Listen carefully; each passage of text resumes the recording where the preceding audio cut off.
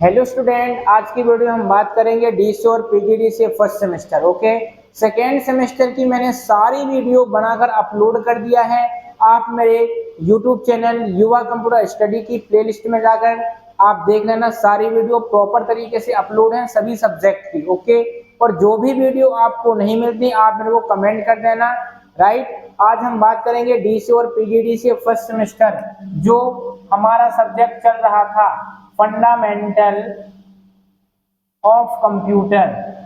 Fundamental of computer में जो हमने मेमोरी पढ़ाया था, मेमोरी हमारी थर्ड यूनिट थी और हमने मेमोरी पढ़ाया था, उसमें प्राइमरी मेमोरी का पूरा कॉन्सेप्ट एकदम क्लियर कर दिया था। ठीक है, आज हम बात किसकी करेंगे?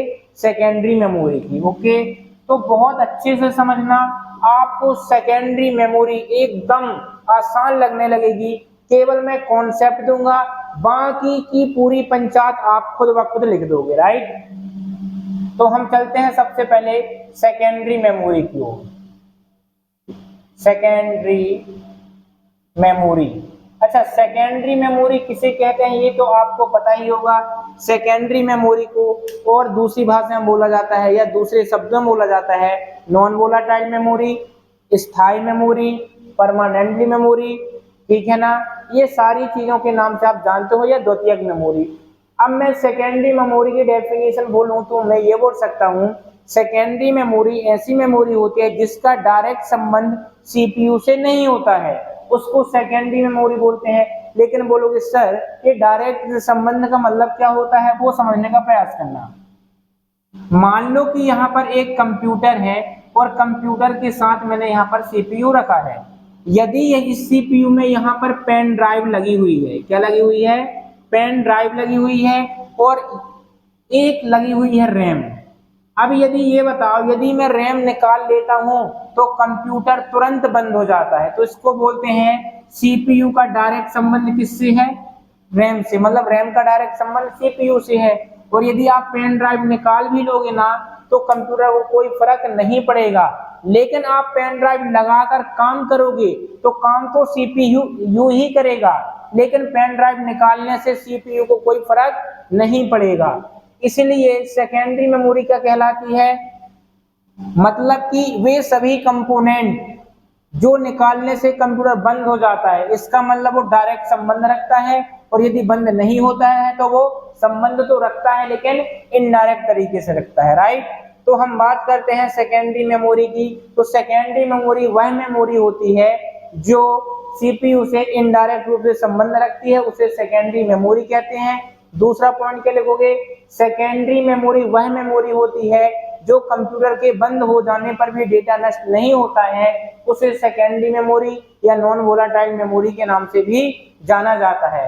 अर्थात यह मेमोरी स्थायी रूप से सेव हो जाती है। राइट, इसके बाद करते हैं सेकेंडरी मेमोरी के प्रकार। मैंने आपको बता के रखा है सेकेंडरी मेमोरी के प्रकार। पहला हमारा आता है मैग्नेटिक टेप। क्या आता है?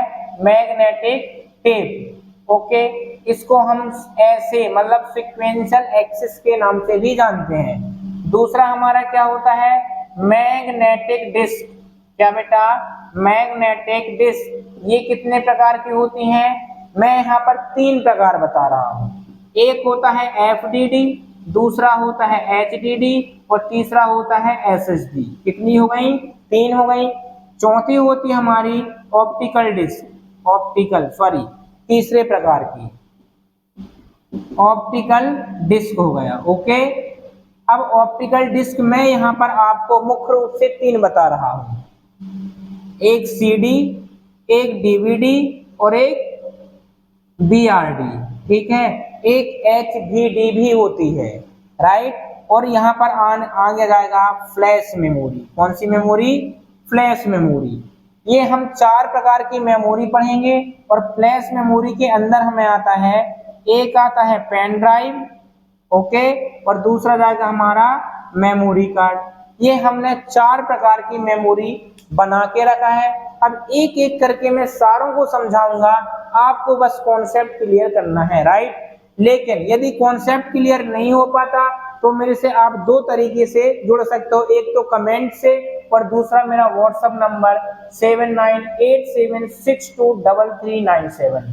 अब कुछ बच्चे व्हाट्सएप करते हैं तो आपको मैं वीडियो प्रोवाइड कर देता हूं, लेकिन यदि कभी टाइम से वीडियो प्रोवाइड नहीं होती तो आप 5 तारीख तक जो भी आपको समस्या हो वो समस्या बता देना। 5 तारीख तक आपकी समस्या के सभी टॉपिक अपलोड कर दिए जाएंगे। ओके, फटाक से इसको स्क्रीनशॉट करो।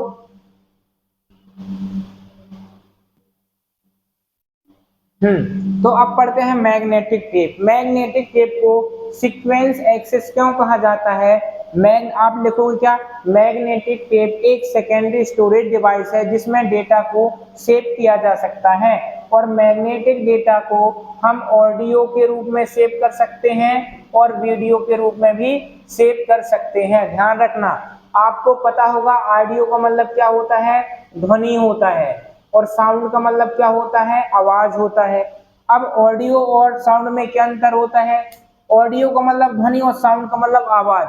अच्छा, साउंड किसे कहते हैं? साउंड जीवंत वस्तुओं द्वारा जो आवाज निकाली जाती है उसे साउंड कहते हैं, और किसी भी साउंड को रिकॉर्ड करके हम जब सुनते हैं ना तो वो ऑडियो कहलाती है।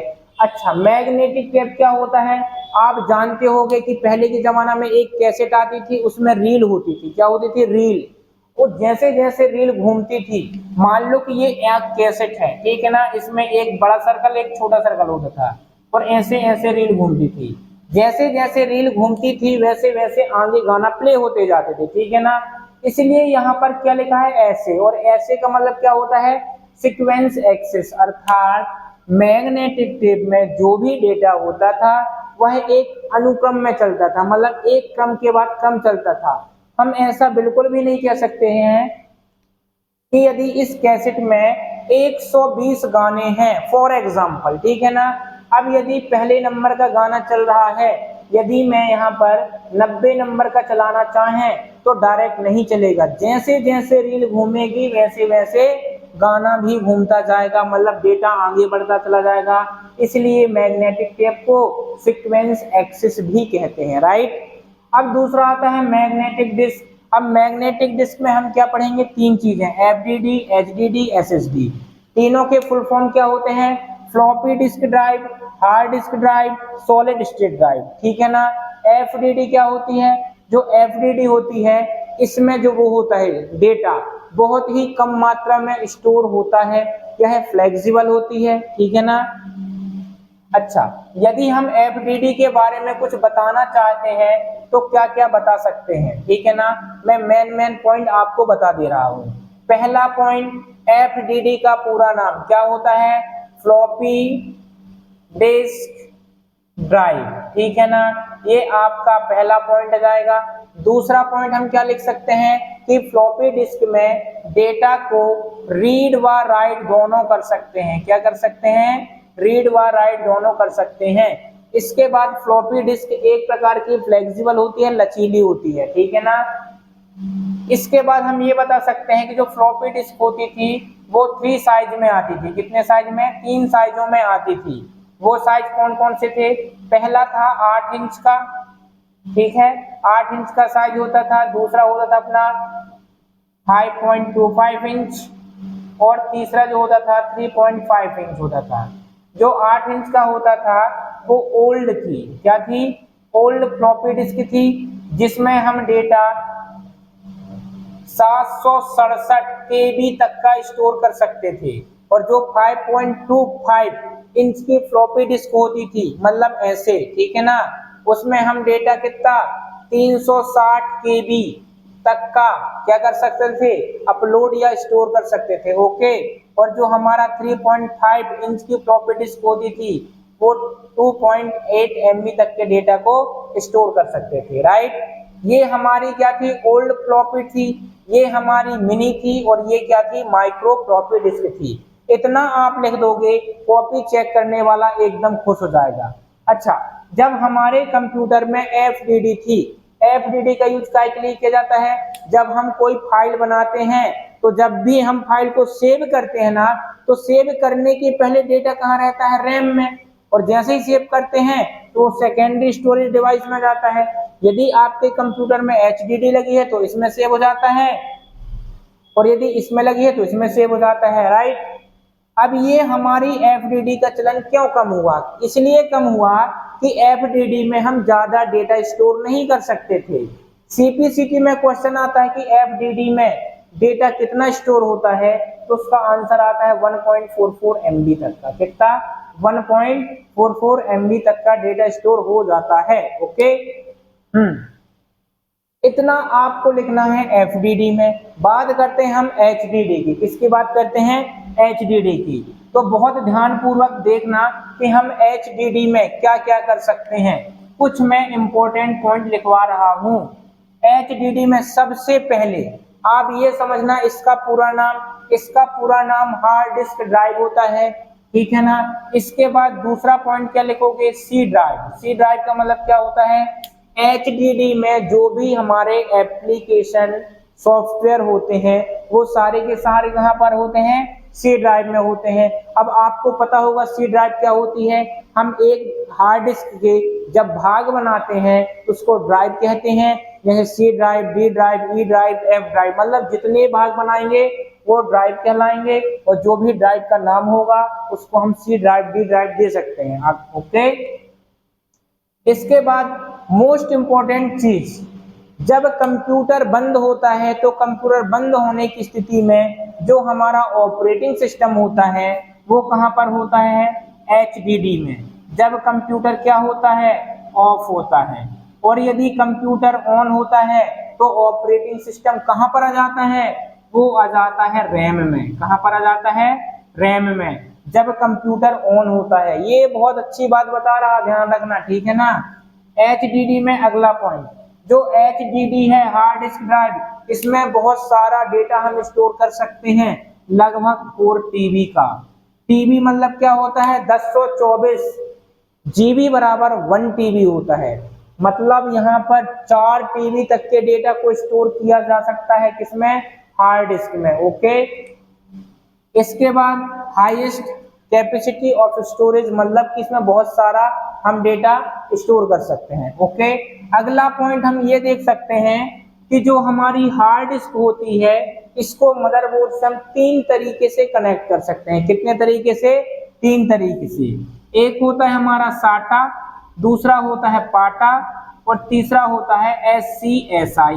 मतलब क्या होता है? Serial advance technology attachment, parallel advance technology attachment, small computer system interface. मतलब हम ये 3 तरीके से कनेक्ट कर सकते हैं HDD में। अगला पॉइंट हम क्या लिख सकते हैं HDD में, कि जो हमारा HDD होती है ना, उसमें यदि HDD में कोई डेटा है तो डेटा पढ़ने के, जो हम डेटा HDD से पढ़ते हैं तो वो 3 तरीके से पढ़ सकते हैं। कौन कौन से तरीके से? पहला होता है सीक टाइम, दूसरा होता है लेटेंसी टाइम, और तीसरा जो होता है हमारा वो होता है रिफ्रेश रेट, ट्रांसफर रेट होता है। ध्यान से समझना ये सीक टाइम क्या कहलाता है, ठीक है ना। तो जो हमारा सीक टाइम होता है वो ट्रैक, बताता हूं ये क्या कहलाता है, सेक्टर।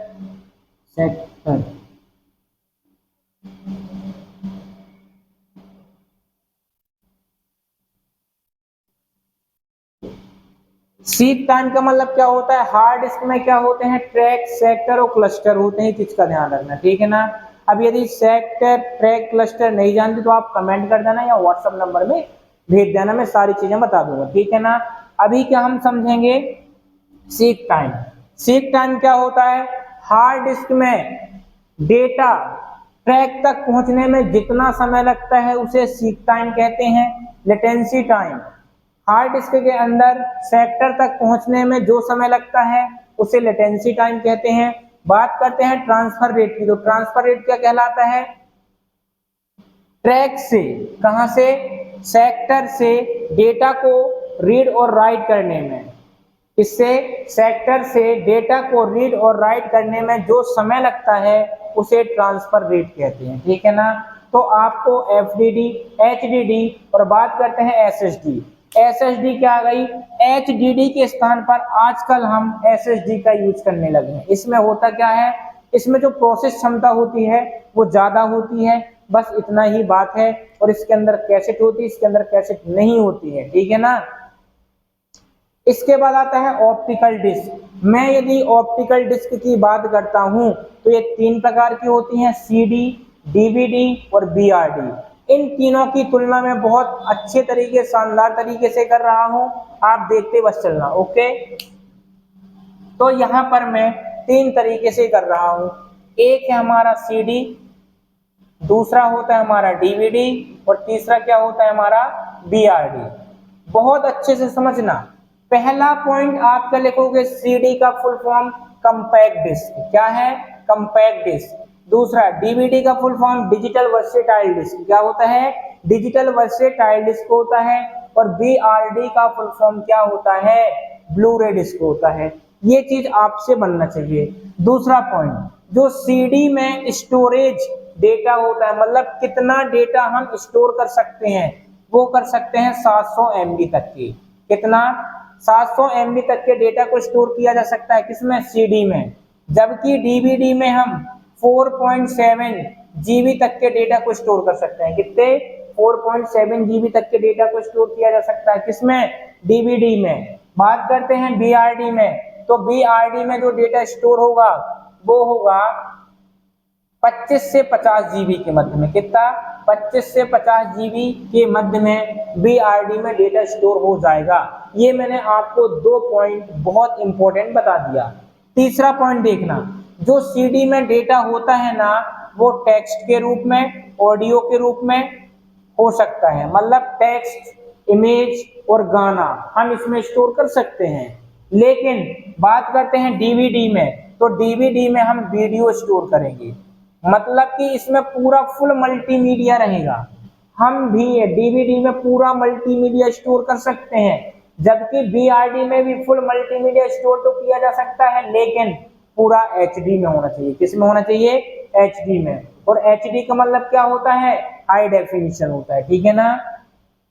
इसके बाद फ्लैश मेमोरी। आपको फ्लैश वर्ड से ही मतलब चलता होगा, आप कभी फोटो खींचते हैं तो आपके मोबाइल में फ्लैश जलती है, और फ्लैश नैनो सेकंड के लिए जलती है।